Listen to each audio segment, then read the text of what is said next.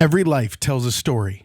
Join Frank Julian as he shares his one chapter at a time from Story of a Soul 2, releasing every Wednesday. The Story of a Soul 2 by Frank Julian with Sean O'Neill, narrated by Frank Julian. Chapter 8, College, Nursing, and My Deal with Jesus. I made a deal with God when I went off to college. I said, give me the first 2 years and then I'll consider the priesthood. Be careful when you make deals with God. He holds you to them.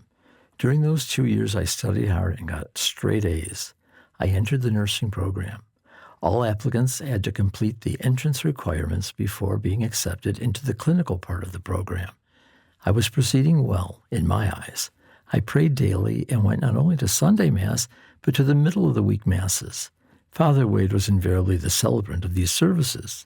They were held in classrooms. It was usually a small group. God wanted my full life.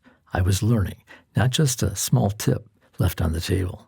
The beautiful thing that occurred during the daily Masses is that this setting is where I met Peggy. The problem was that I didn't think she was particularly friendly. At the peace exchange during the Mass, she didn't really greet me. She would later tell me that she was focused on nursing, not boys. Besides, she said I was a game player. We had a lot to overcome. I thank God we did. On many levels, I was focused on nursing as well. I worked at a nursing home the summer before my junior year of nursing school. I really enjoyed caring for the elderly. I would later fall back on that confirming experience when the road got rough. As I waited in line to secure an apartment for the fall of that same year, Peggy was waiting just a short distance ahead of me. We talked about seeing each other that summer because she lived on the eastern side of Michigan as I did. I did follow through that summer, and we went on a date to Boblo Island, an amusement park floating in the Detroit River on the Michigan-Canada border.